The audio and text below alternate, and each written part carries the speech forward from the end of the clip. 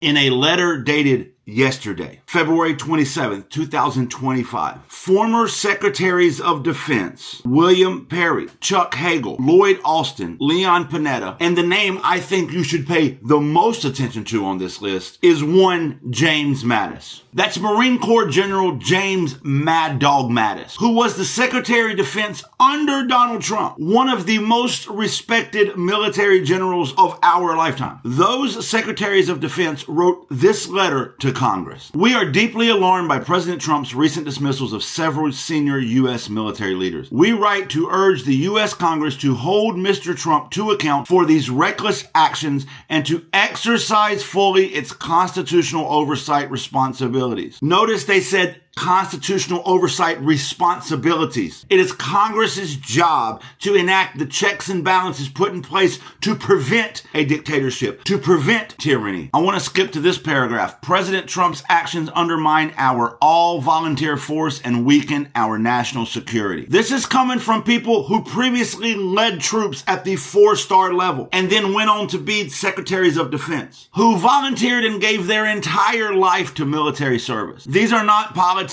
They spent 30 and 40 years in nonpartisan service to this country, and they're saying this. The United States cannot afford to have our military infected by partisan politics and distracted from its core mission of defending the nation. As George Washington warned Alexander Hamilton in 1783, after Hamilton had pressed military officers to insert themselves into domestic politics, the Army is a dangerous instrument to play with. We're not asking members of Congress to do us a favor. We're asking them to do their jobs. We're urging them to take George Washington's warning to heart. Have you ever heard of the canary in the coal mine? Miners would release a canary into a coal mine, and if the canary did not return, that would mean that the air in the mine was not breathable. The canary had passed away. It was a warning sign of the environment telling them not to enter. If 5 former Secretaries of Defense, one of which is the Secretary of Defense under the president in question, are writing letters to Congress like this, regardless of your political affiliation, you should take heed of the environment upon which we are entering, because this letter is the canary in the coal mine. We should probably take it seriously.